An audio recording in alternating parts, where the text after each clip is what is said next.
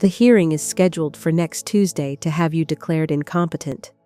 My grief counselor said to my husband on the phone, but when I answered instead, the silence that followed felt like my world collapsing as I realized the woman I'd trusted with my healing had been planning my destruction. My hands, the same hands that had managed school administrative systems for 35 years, began trembling as I gripped the phone. The woman I'd been seeing twice a week for 5 years, the professional I'd trusted with my deepest grief and vulnerabilities, had just revealed she was conspiring with my husband to have me legally declared mentally incompetent. "I'm sorry, who is this?" I managed to whisper. Another pause, then Dr. Wilma Chen's voice, smaller now, uncertain. Is this Millie?" "Yes, this is Millie, and I just heard you discussing a hearing to declare me incompetent." "What hearing, Dr. Chen?" The line went dead. "My name is Mildred Patterson, but everyone calls me Millie. I'm 67 years old, and this is the story of how I discovered that my husband Kenneth and my grief counselor had been systematically gaslighting me for 5 years while planning to steal my $290,000 teacher's pension through fraudulent incompetency proceedings. They thought my grief over losing my first husband made me vulnerable, that my trust in therapy made me an easy target, that my age made me disposable. But what they didn't know was that the same organizational skills that had managed school systems for 35 years were about to expose the most elaborate medical fraud of my life and help me reclaim my independence in ways they never saw coming. If this situation resonates with your soul, hit subscribe and let me know in the comments where you're tuning in from. But let me take you back to that Thursday evening in October, when a single phone call revealed that the people I trusted most had been planning my destruction for years. Kenneth was in the shower when his phone rang. Without thinking, I answered it, something I'd done hundreds of times during our 26 years of marriage. We'd always been open with each other, or so I thought. That's when I heard Dr. Chen's voice discussing my competency hearing, like I was a case file rather than a human being. After she hung up, I stood in our kitchen staring at Kenneth's phone, trying to process what I'd just heard. A hearing to declare me incompetent? Kenneth and I had never discussed anything like that. I wasn't incompetent. I managed our household finances, maintained our social calendar, handled all our insurance and medical appointments with the same efficiency I'd used during 35 years as a school secretary. But Dr. Chen had spoken with the casual confidence of someone discussing established plans. That's when I noticed Kenneth's briefcase sitting open on the kitchen counter. Something he never did. Kenneth was meticulous about his paperwork, always locked everything away. But tonight, distracted by his shower, he'd left it open. Inside, I found a manila folder labeled Millie Medical Documentation. The first document made my blood run cold. Page after page of clinical observations written by Dr. Wilma Chen, documenting my supposed mental decline over the past 5 years. Patient exhibited severe confusion during session, unable to recall basic personal information. Patient became agitated when asked simple questions about her daily routine. Patient showed signs of paranoid thinking, claiming family members were monitoring her behavior. I stared at these notes in complete shock. Not one of these incidents had ever happened. Not one. I remembered every single therapy session with crystal clarity. We'd talked about grief, about adjusting to retirement, about normal life transitions. Never once had I been confused, agitated, or paranoid. But here was documented evidence of my mental incompetence, written by the woman I'd trusted to help me heal from my first husband's death. The second document was worse. A petition for involuntary commitment describing me as a 67-year-old female showing progressive signs of dementia and memory loss, requiring immediate intervention for her own safety and the protection of her substantial financial assets. My substantial financial assets. My teacher's pension, worth $290,000, the result of 35 years of dedicated service to education. But it was the third document that made my legs give out. A financial power of attorney, already prepared, giving Kenneth complete control over my pension and assets due to patient's diminished capacity to manage her own affairs. At the bottom of the folder was a letter from Kenneth to Dr. Chen, thanking her for her professional assistance in documenting Millie's decline, and confirming their plan to proceed with commitment proceedings after the family intervention validates her incompetence. Family intervention.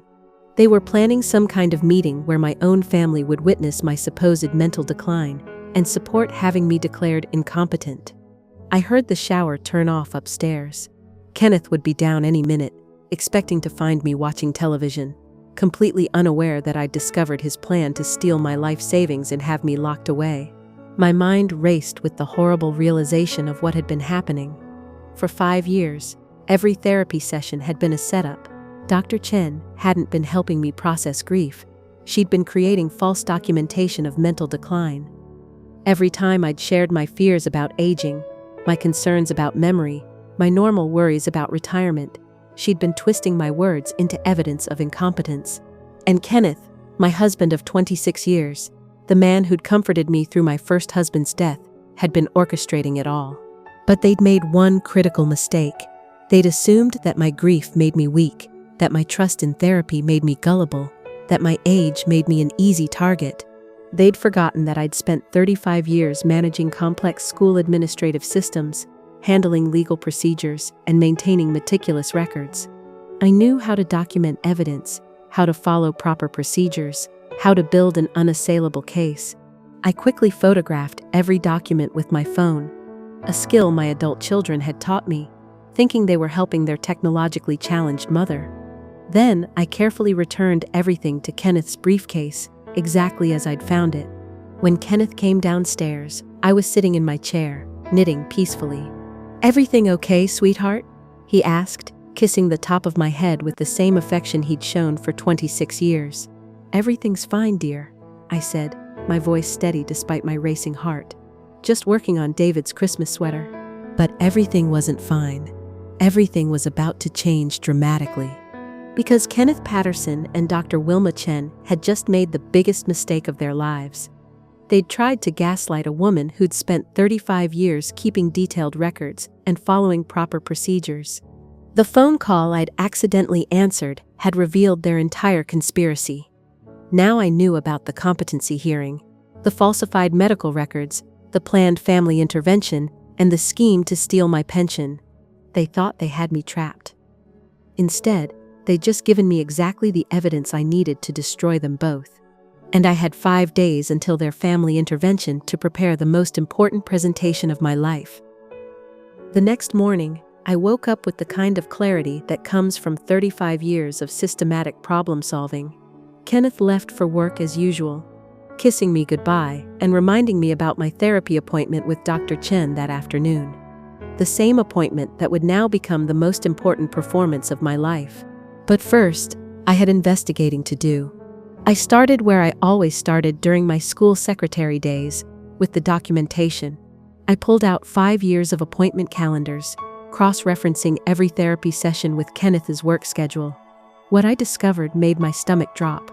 Every single severe memory episode that Dr. Chen had documented coincided perfectly with days when Kenneth was home early from work, days when he could have been listening outside her office door, days when he could have been coordinating with her about what to document.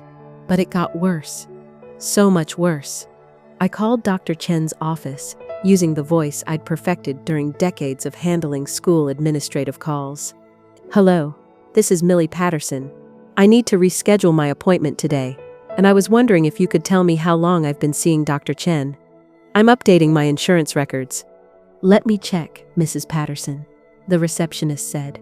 "You've been a patient for 5 years, since October 2019, and I see here that your husband Kenneth set up your initial appointment and handles all the billing." Kenneth handles all the billing. I'd never seen a single bill from Dr. Chen's office. For 5 years, Kenneth had been paying for my therapy sessions, the same sessions where she was documenting my supposed mental decline. "One more question," I said, my voice steady despite my racing heart. "What insurance do you have on file for me?" "Actually, Mrs. Patterson, your sessions aren't billed to insurance. Your husband pays cash for each appointment." Cash. Kenneth had been paying cash for 5 years of therapy sessions designed to build a case for my incompetence. That was over $15,000 of our money, My teacher's pension money used to fund my own destruction. After I hung up, I sat in my kitchen and felt the full weight of the conspiracy settling over me. This wasn't just medical fraud. This was systematic, premeditated theft disguised as healthcare. But I needed more evidence, and I knew exactly where to find it. I drove to our bank, the same bank where I'd maintained accounts for 20 years, where the tellers knew me by name and had always treated me with respect. But today, I was going to test something. "Good morning, Mrs. Patterson," said Janet, the head teller. "What can I help you with today?" "I'd like to review my account statements for the past year," I said, "and I'd like to understand the withdrawal patterns." Janet pulled up my accounts on her computer, and her expression shifted slightly. "Mrs. Patterson, I have to ask, are you here alone today?" "Yes, why?" She glanced around nervously. "It's just that your husband was here last week, asking about your pension deposits and withdrawal limits. He seemed concerned about your ability to manage your finances." My blood turned to ice. "What exactly did he say?" "He mentioned that you'd been having some memory issues, that he was worried about you making financial decisions without supervision. He asked about the process for adding his name to your pension account." Kenneth had been laying groundwork at our bank, planting seeds of doubt about my mental competence with people who'd known me for decades. "Janet," I said, my voice steady with the authority that comes from years of handling administrative crises, "I want you to look at my account activity over the past 5 years. Do you see any unusual patterns? Any signs that I'm not managing my finances competently?" She scrolled through my records, her expression growing more confused. "Mrs. Patterson, your accounts are immaculate. Every transaction is logical. Every payment is on time. Every deposit is properly allocated.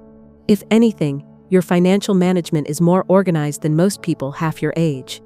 "Then why would my husband suggest otherwise?" Janet was quiet for a long moment.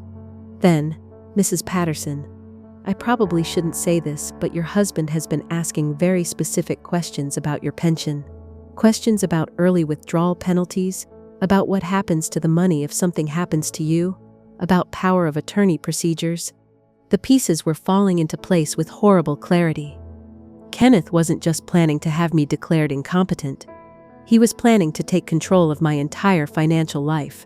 "Janet, I need you to do something for me. I need you to put a note on my account that no changes can be made without my physical presence, and 2 forms of identification. And I need you to document this conversation." "Of course, Mrs. Patterson. Is everything all right?" "Everything's about to be," I said.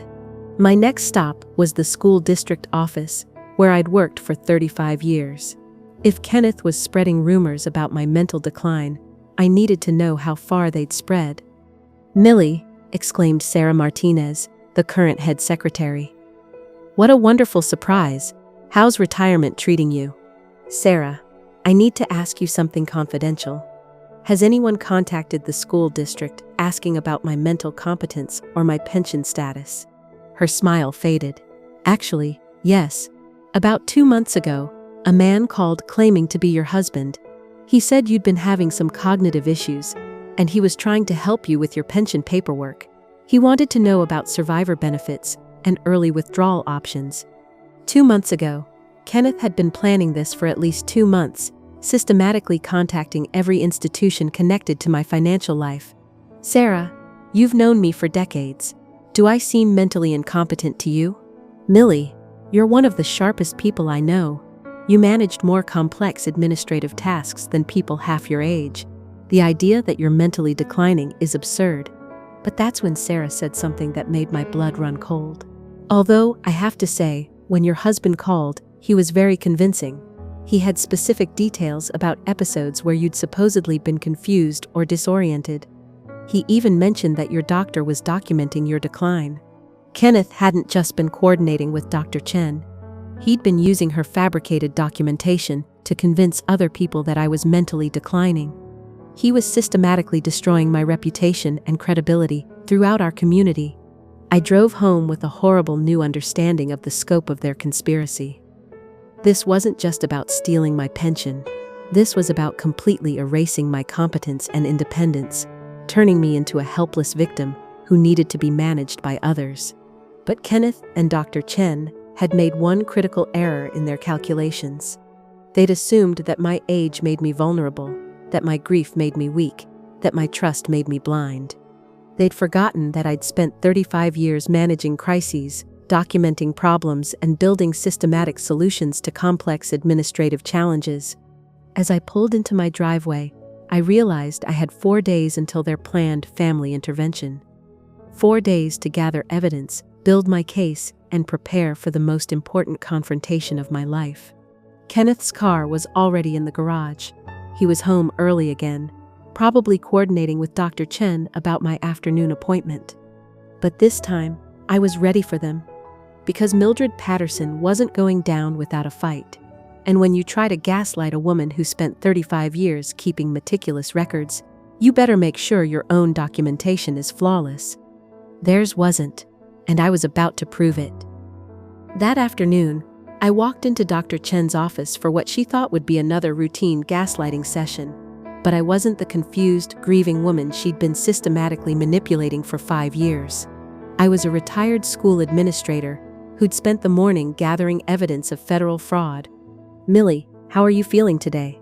Dr. Chen asked with the same warm smile she'd used to mask her deception for years. "I'm feeling very clear, actually," I said, settling into my usual chair. Clearer than I've felt in a long time. I watched her face carefully as I spoke. After 35 years of reading people, students, parents, administrators, I knew how to spot deception, and for the first time, I was looking for it. "That's wonderful to hear," she said, opening her notebook. The same notebook where she'd been documenting fabricated episodes of my mental decline. "Have you been having any memory issues this week?" "No memory issues at all," I said.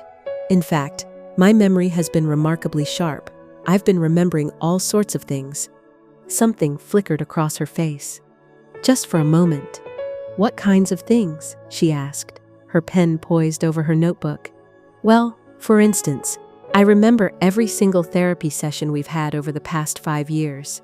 Every conversation, every topic we discussed, every technique you used. My memory of our sessions is crystal clear." Dr. Chen's pen stopped moving. "I also remember that you've never once documented any confusion or memory problems during our actual sessions, because they never happened." The silence that followed was deafening. Dr. Chen's professional mask slipped just enough for me to see the calculation behind her eyes. "Millie, I'm not sure what you mean." "I mean that yesterday, I accidentally answered Kenneth's phone when you called to discuss my competency hearing. The hearing scheduled for next Tuesday to have me declared mentally incompetent."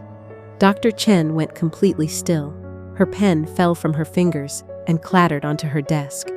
"I also found Kenneth's briefcase with 5 years of your fabricated clinical notes, documenting memory episodes that never occurred. Episodes that coincidentally align perfectly with days when Kenneth was home early from work." "Millie, I think you're confused." "Dr. Chen," I said, my voice carrying the authority I'd used for decades when dealing with people who thought they could lie to me. "I spent 35 years as a school administrator. I know what systematic documentation fraud looks like, and I know what gaslighting looks like." She was staring at me like she'd never seen me before. Which, in a way, she hadn't. For 5 years, she'd only seen the grieving, trusting woman who believed her therapist was helping her heal. She'd never met the competent professional who'd built a career on catching people in lies. "I've spent the morning verifying your conspiracy," I continued. "Kenneth has been paying cash for these sessions, over $15,000 of my pension money to fund my own psychological destruction. He's been contacting my bank, my former employer, spreading rumors about my mental decline, using your fabricated documentation as evidence." Dr. Chen's face had gone completely white. "But here's what I find most interesting," I said, pulling out my phone. "I've been recording this conversation, and in the past 5 minutes, you haven't once asked me about my grief, my adjustment to retirement, or any of the issues we've supposedly been working on for 5 years. Instead, you immediately tried to gaslight me about my own memories and experiences. You can't record." "Actually, I can. This is a one-party consent state. And as your patient, I have every right to record my own therapy sessions, something I wish I'd started doing 5 years ago. I stood up, and for the first time in our therapeutic relationship, I was looking down at her. Dr. Chen, I want you to understand something. You and Kenneth made a critical error in your planning. You assumed that my grief made me weak, that my age made me vulnerable, that my trust in the therapeutic process made me an easy target. She was gripping the arms of her chair now, her professional composure completely shattered. But you forgot that I spent 35 years managing complex administrative systems, handling legal procedures, and maintaining meticulous records. The same skills that made me an effective school secretary are now going to be used to expose your medical fraud. Millie, please, let me explain. There's nothing to explain. I have documented evidence of systematic patient abuse, insurance fraud, and conspiracy to commit theft. I have recordings of Kenneth coordinating with you about my competency hearing. I have 5 years of fabricated clinical notes that don't match any actual therapeutic interactions. I walked to her desk and looked down at the notebook where she'd been planning to document today's session. What were you going to write today, Dr. Chen? That I seemed paranoid? Confused? Unable to distinguish reality from delusion? Were you going to document another fabricated episode to add to Kenneth's legal case? She couldn't meet my eyes. Here's what's going to happen, I said, my voice steady with the kind of calm that comes from having absolute moral authority. I'm walking out of this office, and I'm never coming back. You're going to stop fabricating clinical notes about me immediately, and you're going to start preparing for the medical board investigation that I'm filing tomorrow morning. You can't prove. Dr. Chen, I can prove everything. I have documentation, recordings, witness statements, and a paper trail that shows systematic patient abuse spanning 5 years. But more importantly, I have something you and Kenneth never counted on. I leaned forward, and when I spoke, my voice carried 35 years of professional authority. I have my competence, my memory, my ability to think clearly and document evidence systematically. Everything you've been trying to convince me I'd lost? I never lost it. I just stopped trusting myself because I trusted you. I walked to the door, then turned back. Oh, and Dr. Chen? Kenneth doesn't know that I discovered your conspiracy. He's expecting me to come home from this session confused and disoriented, ready for your planned family intervention. Instead, I'm going home to prepare for the most important presentation of my life. What are you going to do? I'm going to give Kenneth and my family exactly what they're expecting. A demonstration of my mental state, just not the kind they're planning for. As I walked out of Dr. Chen's office, I felt something I hadn't felt in 5 years. Not the diminished, questioning woman who'd been systematically gaslighted into doubting her own competence, but the sharp, methodical professional who'd spent decades solving complex problems. Kenneth and Dr. Chen thought they'd been managing a confused, vulnerable victim. They were about to discover they'd been underestimating a retired school administrator who'd just figured out exactly how to turn their own conspiracy against them. The family intervention was in 3 days, and I had some very special documentation to prepare. The next morning, I woke up with the kind of focused energy I hadn't felt since my most challenging days as a school administrator. Kenneth left for work as usual, completely unaware that his victim had become his investigator. He even kissed me goodbye and reminded me to take it easy today, the same condescending tone he'd been using for months that I'd mistaken for concern. Now I recognized it for what it was, the voice of someone managing a target. I had 48 hours until the family intervention, and I was going to use every minute. My first call was to the state medical board. After 35 years of handling administrative procedures, I knew exactly how to navigate bureaucratic systems. Medical Board Ethics Division, this is Sandra. Good morning, Sandra. I need to file a formal complaint against a licensed therapist for systematic patient abuse and documentation fraud. This is regarding Dr. Wilma Chen, license number. I read from the certificate hanging in her office that I'd photographed during yesterday's session. Mrs. Patterson, these are serious allegations. Do you have documentation to support your complaint? I have 5 years of fabricated clinical notes, recorded conversations, financial records showing cash payments to avoid insurance oversight, and evidence of conspiracy with a third party to commit pension fraud. There was a pause. Mrs. Patterson, I'm going to transfer you directly to our fraud investigation unit. 20 minutes later, I had a case number and an appointment with an investigator for Monday morning, the day after Kenneth's planned intervention. My second call was to my former colleague, Sarah Martinez, at the school district. Sarah, I need a favor. I need you to prepare a professional competency assessment for me. Something that documents my administrative capabilities, my attention to detail, my ability to manage complex systems. Millie, of course. But can I ask why? Because someone is trying to have me declared mentally incompetent to steal my pension, and I need professional documentation of my actual cognitive abilities. Are you serious? Millie, you're one of the most competent people I know. Who would? She stopped. Your husband? My husband and my therapist. They've been planning this for years. I'll have that assessment ready by this afternoon. And Millie, I'm also going to prepare a statement about Kenneth's phone calls asking about your pension. That's going to be part of the record too. My third call was to my attorney, not the family lawyer Kenneth and I had used for years, but a new attorney who specialized in elder abuse and financial fraud. Mrs. Patterson, said attorney Rebecca Walsh after I'd explained the situation, what you're describing is systematic elder abuse with intent to commit financial fraud. The fact that they're using fabricated medical documentation makes this a federal case. What are my options? Well, you could file criminal charges immediately, but given that they've planned a family intervention for Sunday, you have a unique opportunity to expose their fraud in front of witnesses. That could be very powerful evidence. What do you mean? If you can document their conspiracy being revealed in front of family members, it becomes much harder for them to claim you're paranoid or delusional. Witnesses to their reaction when confronted with evidence would be invaluable. So you're suggesting I go through with the intervention?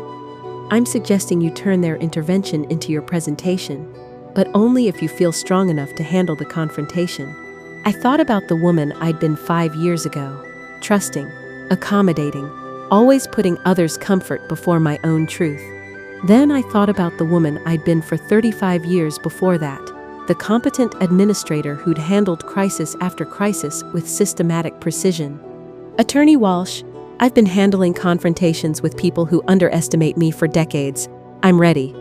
That afternoon, I began preparing the most important presentation of my life. I spread everything across my dining room table, the same methodical organization I'd used for school board presentations, budget meetings, and crisis management sessions. On one side, Kenneth's conspiracy documents, photographed and printed, Dr. Chen's fabricated clinical notes, the financial records showing cash payments, the recorded phone conversation about my competency hearing. On the other side, my actual competency evidence, Sarah's professional assessment, my bank records showing flawless financial management, my medical records from my actual doctor showing no cognitive decline, character references from former colleagues and community members. But I needed one more element to make this presentation devastating. I needed Kenneth to reveal himself in front of witnesses.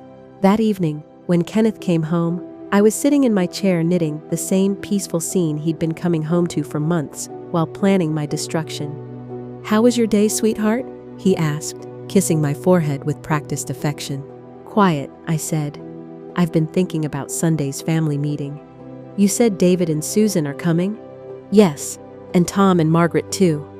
We're all concerned about you, Millie. We think it's time to discuss some changes that might help you." Changes, like having me declared incompetent and stealing my pension. "What kind of changes?" I asked, keeping my voice soft and uncertain, the voice of the woman he thought he was manipulating. Kenneth sat down across from me, his expression carefully concerned. "Well, we've been talking to Dr. Chen about your progress, and she thinks you might benefit from a more structured living situation, somewhere with professional care." "You mean like a nursing home?" "Not a nursing home, exactly. More like assisted living. Somewhere where people can help you with daily tasks, manage your medications, handle your finances so you don't have to worry about them." Handle my finances. There it was, the real goal of this entire conspiracy. "Kenneth, I don't think I need help with my finances. I've been managing them fine. His expression shifted slightly, just enough for me to see the calculation behind his concern. Sweetheart, you have been having some memory issues. Dr. Chen has been documenting them. Sometimes you don't remember conversations we've had, or you get confused about appointments. He was gaslighting me to my face, using Dr. Chen's fabricated documentation as evidence. I don't remember being confused, I said. That's exactly the problem, Millie. People with memory issues don't remember having memory issues. That's why we need professional help to make these decisions. I looked at my husband of 26 years, the man who'd comforted me through grief, who'd held me when I cried, who'd promised to love and protect me, and I saw him clearly for the first time in years. He wasn't my protector, he was my predator. I suppose you're right, I said, my voice small and defeated. If Dr. Chen thinks I need help, and if the family agrees, Kenneth's face relaxed with relief. I'm so glad you understand, sweetheart. This is all for your own good. For my own good. The rallying cry of every abuser who'd ever stolen someone's autonomy while claiming to help them. Kenneth, I said, will you be handling my finances if I go to assisted living? Well, someone will need to. Dr. Chen thinks a power of attorney arrangement would be best, just temporarily, until you're feeling better. Until I was feeling better. From a condition I didn't have, documented by a therapist who'd been fabricating evidence for 5 years. That makes sense, I said. I trust you to take care of everything. After Kenneth went to bed, I sat in my kitchen and felt the full weight of what I'd discovered. Not just the conspiracy to steal my money, but the systematic destruction of my identity, my competence, my right to make decisions about my own life. But Kenneth and Dr. Chen had made one critical error. They'd assumed that their victim would remain a victim. Sunday was going to be very educational for everyone involved. Because Mildred Patterson wasn't going quietly into managed care. She was going to fight back with 35 years of administrative expertise and a presentation that would expose every lie they'd built their conspiracy on. Sunday afternoon arrived with the kind of crisp November air that made everything feel sharp and clear. I stood in my living room, watching my family arrive for what they thought was an intervention to discuss my declining mental health. Kenneth had orchestrated everything perfectly. My son David and daughter Susan, my brother Tom, my sister-in-law Margaret, and even our pastor, Reverend Johnson. 7 people who cared about me gathered to discuss my need for professional care. What they didn't know was that I'd spent the past 3 days preparing the most important presentation of my life. Mom, you look good, Susan said, hugging me with the careful gentleness people use with fragile elderly relatives. I feel very clear today, I said, and I meant it. Clearer than I'd felt in 5 years. Kenneth had arranged the living room like a formal meeting, with chairs in a circle and a small table in the center. Very therapeutic, very official, very designed to make me feel like the subject of discussion rather than a participant. Before we begin, I said, I'd like to set up my laptop. I have some things I'd like to share with everyone. Kenneth's expression flickered with confusion. Millie, we're here to talk about your health. You don't need to. Actually, Kenneth, I do need to. Everyone here cares about me, and they deserve to have all the information before making any decisions about my future. I connected my laptop to our television, a skill my grandchildren had taught me, thinking they were helping their technologically challenged grandmother. The first slide appeared on the screen, the systematic gaslighting of Mildred Patterson, a case study in elder abuse. The room went completely silent. For the past 5 years, I began, my voice carrying the authority I'd used for decades when presenting to school boards. I have been the victim of systematic psychological manipulation designed to convince me and all of you that I am mentally incompetent. I clicked to the next slide, a photo of Dr. Chen's fabricated clinical notes. These are clinical notes written by Dr. Wilma Chen, documenting severe memory episodes, confusion, and paranoid thinking. According to these notes, I have been progressively declining for 5 years. David leaned forward. Mom, Dr. Chen has been helping you. David, please let me finish. These notes document episodes that never happened, not one of them. I have been seeing Dr. Chen twice a week for 5 years, and I remember every single session with perfect clarity. I clicked to the next slide, the timeline I'd created showing the correlation between Kenneth's early arrivals home and Dr. Chen's documented episodes. Every single fabricated episode coincides with days when Kenneth was home early from work, days when he could coordinate with Dr. Chen about what to document. Kenneth's face had gone white. "Millie, you're confused." "Kenneth, I'm going to ask you not to interrupt. Everyone here deserves to hear the complete truth." I clicked to the next slide, the recorded phone conversation transcript. 3 days ago, I accidentally answered Kenneth's phone when Dr. Chen called. This is a transcript of that conversation, where she discussed the competency hearing scheduled for Tuesday tomorrow to have me declared mentally incompetent. Susan gasped. "What competency hearing?" "The hearing that Kenneth and Dr. Chen have been planning to steal my $290,000 teacher's pension by having me declared unable to manage my own affairs." I clicked to the next slide, Kenneth's conspiracy documents. These are documents I found in Kenneth's briefcase: a petition for involuntary commitment, a power of attorney giving Kenneth complete control over my finances, and a letter from Kenneth to Dr. Chen thanking her for her professional assistance in documenting my decline. The room erupted in shocked voices, but I continued. "Kenneth has been paying cash for my therapy sessions, over $15,000 of my pension money, to avoid insurance oversight, while Dr. Chen fabricated evidence of my mental decline." I looked directly at Kenneth, who was gripping his chair like a man watching his world collapse. "Kenneth has also been contacting my bank, my former employer, and other institutions, spreading rumors about my mental competence using Dr. Chen's fabricated documentation as evidence." "This is insane," Kenneth said, his voice shaking. "Millie, you're having a paranoid episode." "Kenneth," I said, my voice cutting through his desperation like a blade. "I recorded my final session with Dr. Chen. Would you like everyone to hear her reaction when I confronted her with evidence of your conspiracy?" I played 30 seconds of audio. Dr. Chen's stammering attempts to deny the conspiracy, her inability to explain the fabricated notes, her complete breakdown when confronted with evidence. The silence that followed was deafening. "But here's what I find most interesting," I continued, clicking to my final slide: my competency documentation. While Kenneth and Dr. Chen were fabricating evidence of my decline, I was maintaining perfect financial records, managing complex household systems, and demonstrating the same administrative competence I've had for 40 years. I looked around the room at faces I'd known for decades, family members who'd been prepared to support my institutionalization based on lies. Sarah Martinez from the school district prepared a professional assessment of my cognitive abilities. My bank provided documentation of my flawless financial management.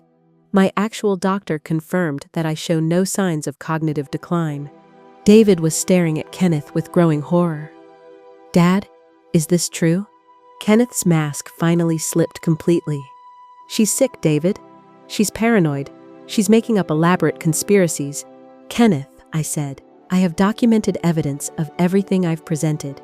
I have recordings, financial records, witness statements, and a federal case number from the medical board investigation I filed Friday morning." "Federal case number?" Susan whispered. "What Kenneth and Dr. Chen have done isn't just morally wrong. It's systematic elder abuse, medical fraud, and conspiracy to commit theft, federal crimes." I closed my laptop and looked around the room at my family. "You came here today thinking you needed to protect me from my own declining mind. Instead, you've witnessed the exposure of a 5-year conspiracy to steal my independence, my dignity, and my life savings." Kenneth stood up abruptly. "I don't have to listen to this. Millie, you need help." "Kenneth," I said, my voice steady with absolute authority, "the only help I need is protection from you. I filed for divorce, obtained a restraining order, and changed all my financial account passwords. Your access to my life and my money is over." He stared at me like he'd never seen me before, which, in a way, he hadn't. For 5 years, he'd only seen the diminished, questioning woman he'd been systematically creating. He'd never met the competent professional who just systematically destroyed his conspiracy. "You can't do this," he said. "Kenneth, I spent 35 years managing complex administrative systems and handling people who thought they could manipulate me. Did you really think I wouldn't figure out how to handle you? As Kenneth stormed out of the house, I looked at my family, people who'd been prepared to institutionalize me based on lies, but who now understood the truth. I hope, I said, that everyone here has learned something important about the difference between protecting someone and enabling their abuse. The intervention was over, but my life was just beginning again. 6 months later, I stood in the same kitchen where I'd first discovered Kenneth's conspiracy documents, but everything had changed. The federal case had moved swiftly. Dr. Wilma Chen lost her medical license and received 2 years in federal prison for systematic patient abuse and medical fraud. Kenneth pled guilty to elder abuse and conspiracy charges, receiving 18 months and full restitution of the money he'd stolen from my pension. But more importantly, I had changed. The woman who used to question her own memories was gone. In her place stood someone I'd forgotten existed, the competent school administrator who'd spent 35 years solving complex problems and refusing to be intimidated by people who thought they were smarter than the system. My divorce had been finalized 3 months ago. Kenneth's attempt to claim half my pension had been laughed out of court when I presented evidence of his systematic fraud. The judge had been particularly unimpressed with his argument that I was too mentally unstable to manage my own finances, especially when my attorney presented documentation of my flawless financial management throughout the entire conspiracy period. "Mrs. Patterson," Judge Martinez had said, "based on the evidence presented, you appear to be one of the most competent financial managers to appear in my courtroom. Your ex-husband's claims are not only baseless but insulting to this court's intelligence." The community response had been exactly what I'd expected from 35 years of watching people react to uncomfortable truths. Some neighbors apologized for not speaking up when they'd suspected something was wrong. Others avoided me entirely, uncomfortable with their own complicity in enabling Kenneth's deception. But the people who mattered, my real friends, had rallied around me with support I hadn't expected. Margaret Chen, my former colleague, had become one of my strongest advocates. "Millie," she'd said the week after the intervention, "watching you expose that conspiracy was like watching a masterclass in systematic problem solving. You didn't just defend yourself, you educated all of us about how manipulation works." My relationship with my children had required more work. David and Susan had struggled with guilt over their willingness to support my institutionalization based on fabricated evidence. "Mom," Susan had said during one of our difficult conversations, "how do we make up for being ready to take away your independence?" By learning to recognize the difference between protecting someone and controlling them, I'd replied, and by never again assuming that age equals incompetence. The medical board investigation had revealed that I wasn't Dr. Chen's only victim. 3 other elderly patients had been subjected to similar gaslighting schemes, though none as elaborate as mine. My systematic documentation had provided the evidence needed to protect other vulnerable adults from her abuse. "Mrs. Patterson," the medical board investigator had told me, "your meticulous record-keeping and professional approach to gathering evidence prevented Dr. Chen from victimizing others. Your administrative skills literally saved lives." I'd started volunteering with the state's elder abuse prevention program, using my experience to help train social workers and medical professionals to recognize systematic gaslighting. My story had become a case study in how competent older adults could be manipulated by people who exploited their trust and grief. "The key thing to understand," I told a group of healthcare workers at my latest presentation, "is that systematic gaslighting doesn't target people who are actually incompetent. It targets people who are competent enough to be worth stealing from, but trusting enough to be manipulated." My new life had structure and purpose in ways I hadn't experienced since retirement. I'd started consulting with law firms on elder abuse cases, helping attorneys understand how systematic manipulation worked and how to document it effectively. "Mrs. Patterson," attorney Rebecca Walsh had said when she offered me the consulting position, "you've turned your victimization into expertise. That's exactly the kind of perspective we need to protect other vulnerable adults." But the most important change was internal. I'd reclaimed not just my competence, but my right to trust my own perceptions and experiences. Last month, I'd been at the grocery store when a younger woman approached me hesitantly. "Excuse me, are you Mildred Patterson? The woman who exposed that therapy fraud?" "Yes, I am. I wanted to thank you. My grandmother was seeing a therapist who was doing something similar, making her doubt her own memories, convincing the family she needed professional care. After your story came out, we investigated and found the same pattern. You saved my grandmother from losing her independence." That's the thing about standing up to systematic abuse. It's not just personal. When you refuse to accept unacceptable behavior, you give other people permission to do the same. My financial situation had stabilized completely. The restitution from Kenneth and Dr. Chen, combined with my pension and consulting work, had actually left me more secure than I'd been in years. I'd used some of the money to renovate my home, the same house where Kenneth had planned my destruction, but now it felt completely mine. I'd also started dating again, something I never thought I'd do at 67. Nothing serious yet, but I'd joined a hiking group for active seniors and discovered that there were men my age who valued competence, respected independence, and understood that partnership meant support, not control. The difference, I'd told my friend Sarah during one of our weekly coffee meetings, is that I know who I am now. I know what I bring to a relationship, and I know what I won't accept. Kenneth was able to manipulate me because I'd started doubting my own worth. My relationship with my extended family had also transformed.